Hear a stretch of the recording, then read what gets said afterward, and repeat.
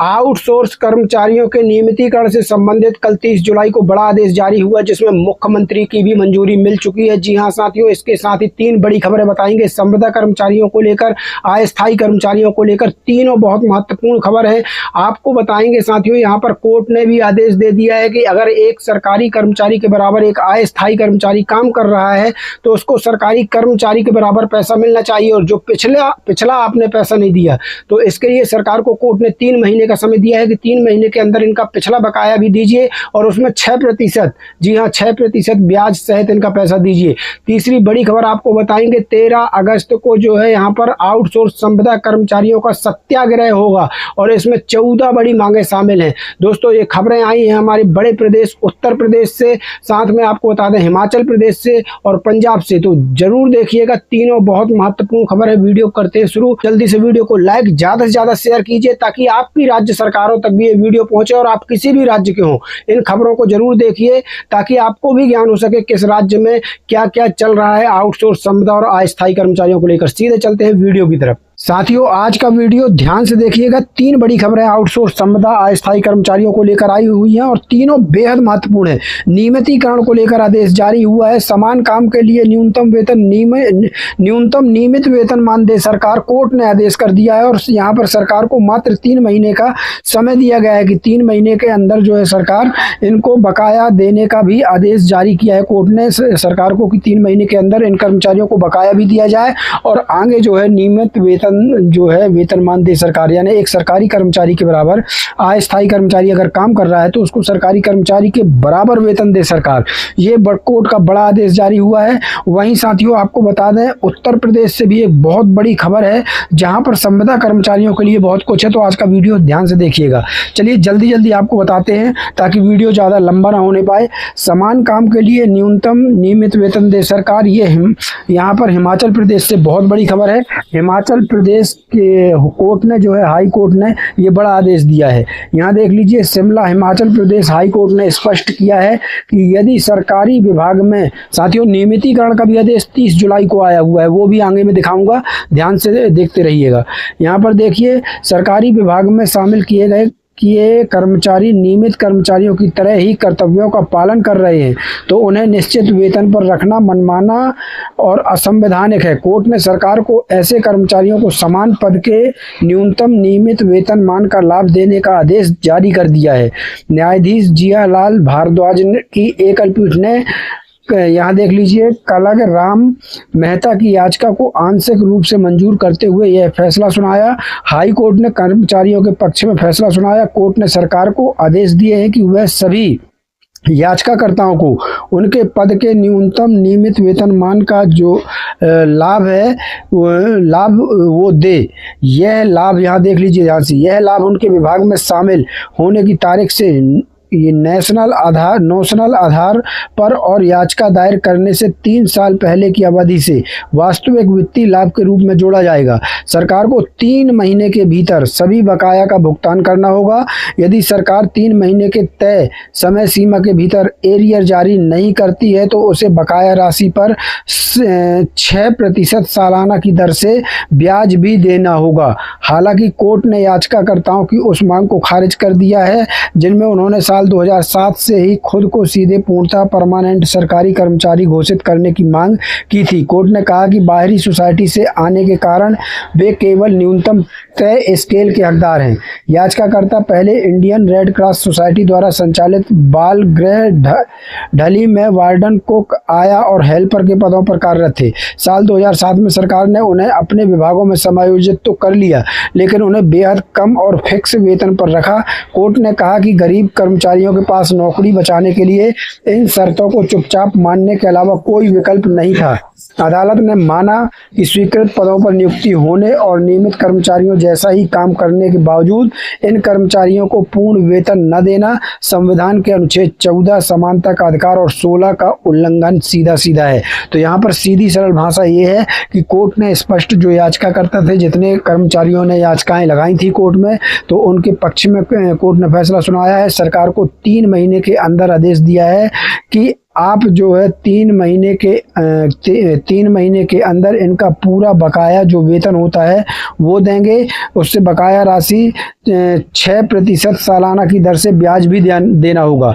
तो यहाँ पर देखिए बकाया राशि में 6% सालाना का ब्याज भी जो है कर्मचारियों को मिलने वाला है। और दूसरा अर्थ ये है कि जो काम सरकारी कर्मचारी करता है, अगर वही काम एक अस्थायी कर्मचारी करता है तो उसको सरकारी कर्मचारी के बराबर नियमित वेतनमान जो है सरकार को देना होगा। तो साथियों, इसका तुरंत में फायदा जो याचिकाकर्ता हैं, जो कर्मचारियों ने याचिकाएं लगाई हैं, उनको मिलेगा और बाकी कर्मचारियों को इसका फायदा मिलेगा। क्योंकि अगर बाकी कर्मचारियों की भी यही स्थिति है, अगर आप कोर्ट में केस लगाएंगे तो इस फैसले को आप बतौर उदाहरण के तौर पर कोर्ट में पेश करेंगे तो आपके पक्ष में फैसला आने के ज़्यादा चांसेस हो जाते हैं। साथियों, दूसरी बड़ी खबर आ रही है उत्तर प्रदेश से। यहाँ पर देखिए एक और नियमितीकरण का आदेश भी है, वो भी मैं आपको दिखाऊंगा। जो अभी 30 जुलाई को यहाँ पर विभाग में संविलियन को लेकर, नियमितीकरण को लेकर एक आदेश जारी हुआ है, उसको जरूर देखिएगा। उत्तर प्रदेश की उसके पहले एक खबर बता दें आपको, विद्युत संविदा कर्मचारी महासंघ उत्तर प्रदेश ने 29 जुलाई को अभी 29 जुलाई 2026 को एक महत्वपूर्ण लेटर जारी कर दिया है, जिसमें यहाँ पर देख लीजिए अध्यक्ष सेवा में अध्यक्ष उत्तर प्रदेश पावर कारपोरेशन, राज्य विद्युत उत्पादन निगम लिमिटेड, उत्तर प्रदेश जल विद्युत निगम limited, Uttar Pradesh power transmission corporation एवं केस्को, अशोक मार्ग, शक्ति भवन लखनऊ। यहाँ पर इनकी देखिए विषय क्या लिखा है, तो विषय देख लीजिए दोस्तों।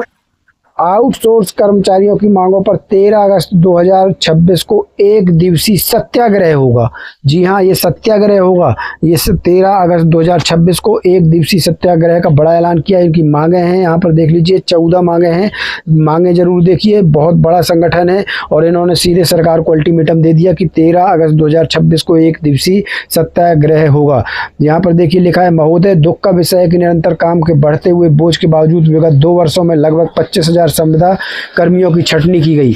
वर्ष 2023 की हड़ताल में काम करने के बावजूद निकाले गए संविदा कर्मियों को ऊर्जा मंत्री एवं प्रबंधन के आश्वासन के बाद भी अभी तक वापस नहीं लिया गया। साथ ही सरकार द्वारा गठित आउटसोर्स निगम में ऊर्जा निगम के समस्त आउटसोर्स कर्मचारियों को अभी तक शामिल नहीं किया गया। तो संविदा और आउटसोर्स कर्मचारियों को लेकर बड़ी हड़ताल, बड़ा सत्याग्रह 13 अगस्त को होने वाला है। अब मांगे क्या हैं इनकी, यहाँ पर देख लीजिए।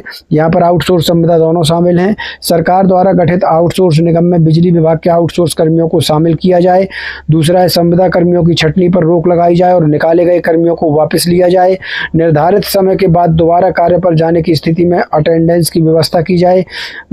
फिर चौथा है, श्रम कानून के अनुसार अतिरिक्त कार्य हेतु लिखित आदेश जारी किया जाए एवं अतिरिक्त कार्य हेतु अतिरिक्त मजदूरी प्रति घंटों की दर से निर्धारित की जाए। पांचवा है, ग्रामीण क्षेत्रों में भी शहरी क्षेत्रों की भांति शिफ्ट के अनुसार कार्य लिया जाए। छठा है, फील्ड कर्मचारियों के लिए उपस्थिति हेतु फेशियल अटेंडेंस का आदेश वापस लिया जाए। सातवां है, संविदा कर्मचारियों की सेवानिवृत्त आयु 55 से बढ़ाकर 60 वर्ष की जाए। आठवां है, घायल संविदा कर्मियों के उपचार हेतु कैशलेस चिकित्सा सुविधा उपलब्ध कराई जाए। 9वां है, राजस्व में निर्धारित लक्ष्य को प्राप्त करने वाले सब स्टेशनों को निर्धारित प्रोत्साहन राशि का भुगतान किया जाए। 10वां है, आउटसोर्स कंपनी का कार्य समाप्त होने पर ईपीएफ कार्यालय को एग्जिट डेट की सूचना दी जाए। 11वां है, विभाग द्वारा सीधे सुरक्षा उपकरण उपलब्ध कराए जाएं। 12वां है, लाइनों के ब्रेक डाउन, पेट्रोलिंग तथा अन्य कार्य हेतु दूरस्थ आवागमन के लिए पेट्रोल भत्ता दिया जाए। 13वां है, सेवा काल में मृत्यु के उपरांत उनके आश्रितों को आर्थिक सुरक्षा प्रदान करने हेतु 20 लाख का बीमा कराया जाए। और फिर 14वां है, पूर्व कार्यदायी संस्था में ओरियन सिक्योरिटी सॉल्यूशन द्वारा बरेली मंडल का 14 माह का बकाया ईपीएफ जमा कराया जाए। अतएव इस नोटिस के माध्यम से आपको सूचित किया जाता है कि संविदा कर्मियों की छीनी जा रही रोजी रोटी और आश्वासन के पालन न किए जाने के विरोध में ध्यानाकर्षण हेतु प्रदेश के हर जिले में 13 अगस्त 2026 दिन सोमवार को एक दिवसीय सत्याग्रह किया जाएगा। यानी पूरे उत्तर प्रदेश में साथियों आउटसोर्स और संविदा कर्मचारियों की 14 मांगों के साथ 13 अगस्त को पूरे उत्तर प्रदेश के हर एक जिले में 13 अगस्त 2026 दिन सोमवार को एक दिवसीय सत्याग्रह जो है यहाँ पर कर्मचारियों के द्वारा किया जाएगा। विद्युत समुदाय कर्मचारी महासंघ ने बड़ा लेटर जारी कर दिया है। यहाँ तमाम कर्मचारियों के यहाँ पर दस्तखत है, यहाँ पर देख सकते हैं, और तमाम अधिकारियों को, विभागों को, कार्यालयों को ये आदेश भेज दिया गया है। अब तीसरी बड़ी खबर की बड़ी बारी है, जो नियमितीकरण को लेकर आदेश है। यहाँ पर देखिए, ये आदेश पंजाब से आया हुआ है, 30 जुलाई को आया हुआ है, और पूरा पंजाबी में आदेश है। हमने आपकी सुविधा के लिए इसको हिंदी में ट्रांसलेट किया है। यहाँ पर देखिए, इसको हिंदी में ट्रांसलेट किया है हमने। यहाँ पर देख लीजिए, पंजाब सरकार बहुत अच्छा कर रही है। कई आदेश जो है पंजाब सरकार ने जारी कर दिया, और कई अस्थायी कर्मचारियों को जो है नियमित भी कर दिया, जिसके वीडियो हम लगातार अपने चैनल में दिखाते जा रहे हैं। यहाँ पर देखिए, इस वीडियो को शेयर करिएगा ताकि आपकी राज्य सरकारों की भी आंखें खुल सकें। पंजाब सरकार कार्मिक विभाग वित्त एवं प्रशासन शाखा 30 जुलाई 2026 का ये आदेश है। अभी का ये बिल्कुल ताज़ा आदेश आपको बता रहा हूँ। यहाँ देख लीजिए, प्रिय राज्यपाल पंजाब राज भवन चंडीगढ़। विषय देख लीजिए, विषय क्या है? पंजाब राज्य आउटसोर्सिंग कार्मिक विधेयक और अध्यादेश 2026 में खंडवार संशोधनों के संबंध में। तो संशोधनों के संबंध में ये बड़ा आदेश है। यहाँ पर देखिए क्या कुछ लिखा है, आपको बता दें। प्रिय महोदय, पंजाब सरकार द्वारा पंजाब राज्य आउटसोर्सिंग कार्मिक विधेयक और अध्यादेश 2026 में कुछ खंडवार संशोधन करने के प्रस्ताव पर विचार किया जा रहा है। संशोधन करने के प्रस्ताव पर विचार किया जा रहा है, और ये आदेश है, ध्यान से देखिएगा। प्रस्ताव पर विचार किया जा रहा है, जिसे पंजाब के विभिन्न सरकारी विभागों में आउटसोर्सिंग के आधार पर कार्यरत कर्मचारियों को विनियमित करने के लिए तैयार किया गया है। यहाँ स्पष्ट लिखा है, विनियमित करने के लिए तैयार किया गया है। क्या है? इस संबंध में अनुबंध 1 खंड 2 और खंड 3 में उल्लिखित संशोधनों को माननीय मुख्यमंत्री द्वारा अनुमोदित कर दिया गया है, यानी अनुमोदित भी कर दिया गया। संशोधनों को पंजाब सरकार की मंजूरी के लिए भेज दिया गया है। मंजूरी मिलने के बाद संशोधित विधेयक को पंजाब विधानसभा के आगामी सत्र में प्रस्तुत करने और पारित कराने के लिए आगे की कार्रवाई की जाएगी। खंड 1 में क्या है? विधेयक से बाहर रखी जाने वाली श्रेणियां: सुरक्षा एजेंसियों के सुरक्षाकर्मी, विद्युत कर्मचारी, लिफ्टी कर्मचारी, माली, चौकीदार, फिटर, रिगर, क्रेन ऑपरेटर और सभी सुरक्षा कर्मचारी। यहाँ देख लीजिए, विभिन्न विभागों के क्लर्क, डेटा एंट्री ऑपरेटर, माली, चौकीदार, चपरासी, मीटर रीडर, खाता बही रखने वाले, बिल भुगतान कर्मचारी, ड्राइवर, पंप ऑपरेटर, फिटर कुली और क्रेन संचालन कर्मचारी। अब खंड 2 में देखिए, मैं आपको इसको सरल भाषा में भी अभी बता दूंगा। यहाँ पर देखिए, खंड 2 में विधेयक में शामिल की जाने वाली श्रेणियाँ: सफाई कर्मी, सीवर कर्मी, सहायक पंप परिचारक, दिहाड़ी मजदूर, सहायक सह PA, द्वारपाल, चाबी वाले, फिटर सहायक, ग्राउंडमैन, ग्राउंड सहायक और खेल सहायक कर्मचारी आदि, इनको शामिल किया गया है। अब चलिए आगे मैं आपको सरल भाषा में बता दूंगा। यहाँ खंड 3 पहले देख लेते हैं। शैक्षणिक योग्यता: सभी पदों के लिए पंजाबी भाषा सहित कक्षा 10वीं उत्तीर्ण होना अनिवार्य है। सफाई कर्मियों के लिए कम से कम 5वीं कक्षा उत्तीर्ण होना अनिवार्य है, जिसमें पंजाबी भाषा भी शामिल हो। और तीसरा है, सीवरमैन के लिए कम से कम 8वीं कक्षा पंजाबी विषय के साथ उत्तीर्ण होना अनिवार्य है। अतः निवेदन है कि उपरोक्त प्रस्तावित संशोधनों को सहर्ष स्वीकृत कर दिया जाए, ताकि पंजाब विधानसभा में संशोधित पंजाब राज्य आउटसोर्सिंग कार्मिक विधेयक एवं अध्यादेश 2026 को प्रस्तुत करने एवं पारित करने की आगे की कार्रवाई को क्रियान्वित किया जा सके। यहाँ देख लीजिए, विशेष सचिव कार्मिक विभाग पंजाब सरकार के यहाँ पर आपको दस्तखत मिलेंगे। यहाँ पर देख सकते हैं, तो ये बड़ा आदेश है। और यहाँ पर देख लीजिए, पंजाब के मुख्यमंत्री, पंजाब मुख्य सचिव, पंजाब प्रधान सचिव के कार्ड सभी को ये आदेश भेज दिया गया। तो ये बड़ा आदेश आया हुआ है। यहाँ देख लीजिए, कार्मिक विभाग का ये आदेश है। वित्त, यहाँ पर देख सकते हैं, पंजाब सरकार कार्मिक विभाग का आदेश है। अब मैं आपको इसको सरल भाषा में अगर बता दूं साथियों, तो यहाँ देखिए, इस पत्र का सरल मतलब यह है कि पंजाब सरकार आउटसोर्स यानी ठेके पर काम कर रहे कुछ कर्मचारियों को भविष्य में नियमित करने के लिए कानून में संशोधन करने पर विचार कर रही है। इस आदेश की मुख्य बातें क्या क्या हैं, तो वो जल्दी से जान लेते हैं। यह अभी, यहाँ देख लीजिए, यह अभी अंतिम आदेश नहीं है, बल्कि संशोधन का प्रस्ताव है। मुख्यमंत्री ने प्रस्तावित संशोधनों को मंजूरी दे दी है। सबसे बड़ी बात तो यही है, मुख्यमंत्री ने प्रस्तावित संशोधनों को मंजूरी दे दी है। और यहाँ पर देखिए, मैं बड़ी खबर आपको बता रहा हूँ। यहाँ पर देख लीजिए, यहाँ पर देख सकते हैं, अब इसे सरकार की मंजूरी के बाद विधानसभा में पेश किया जाएगा।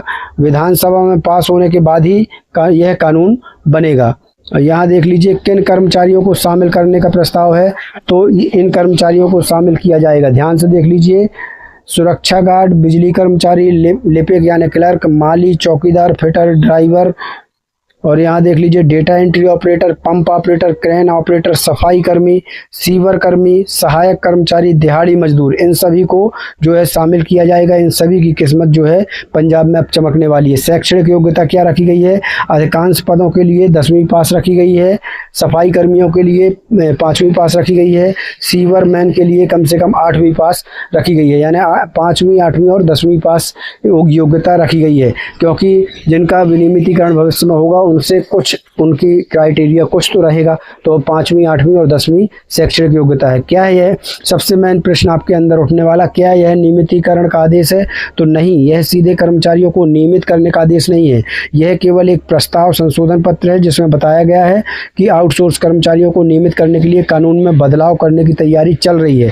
अंतिम फैसला तब माना जाएगा जब विधेयक विधानसभा से पास होकर कानून बन जाएगा।